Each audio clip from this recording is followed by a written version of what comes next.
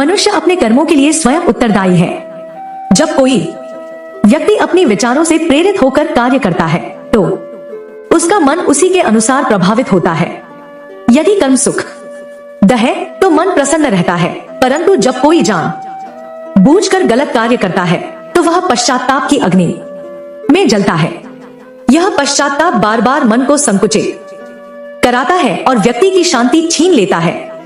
प्रकृति का नियम है कि प्रत्येक कर्म का परिणाम भोगना पड़ता है। यदि कार्य धर्ममय है तो उसका फल सुखद होगा और यदि अधर्ममय है तो दुखद।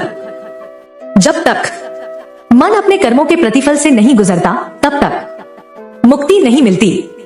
यहां तक कि शुभ कर्मों के भी परिणाम से कोई नहीं बच सकता, क्योंकि उन शुभ परिणामों को अनुभव करने के लिए भी मनुष्य को पुनर्जन्म लेना पड़ता है। स्वर्ग या नरक की कल्पना प्रतीक मात्र है।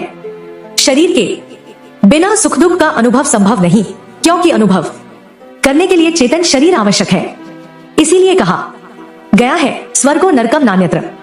न तो कोई वास्तविक स्वर्ग है न ही कोई वास्तविक नरक। कर्मों का फल पाने के लिए आत्मा को पुनः शरीर धारण करना ही पड़ता है। महाभारत में इसका सुंदर उदाहरण मिलता है।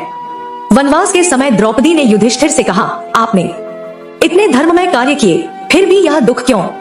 इस पर युधिष्ठिर ने जवाब दिया, जब भी मैं कुछ अच्छा करता हूँ उसका फल ईश्वर को अर्पित कर देता हूँ।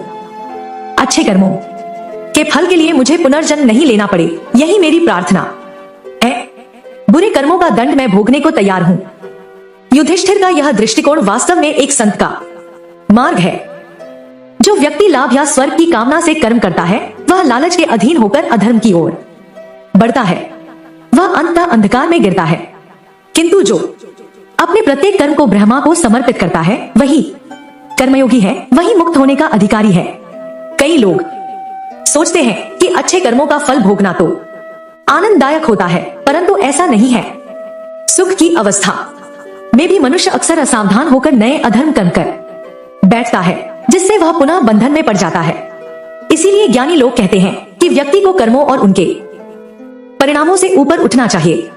धर्ममय जीवन का सार यही है कि व्यक्ति बुराई से दूर रहे, अन्याय के विरुद्ध खड़ा हो और हर क्षण ईश्वर से यही कहे, प्रभु मेरे शुभ कर्मों के फल तुम्हारे ही हैं, मुझे उनसे कोई आकर्षण नहीं।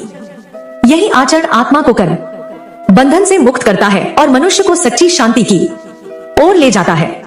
जो व्यक्ति करुणा, निस्वार्थता और समर्पण के मार्ग पर चलता है वही वास्तव में धर्मात्मा है।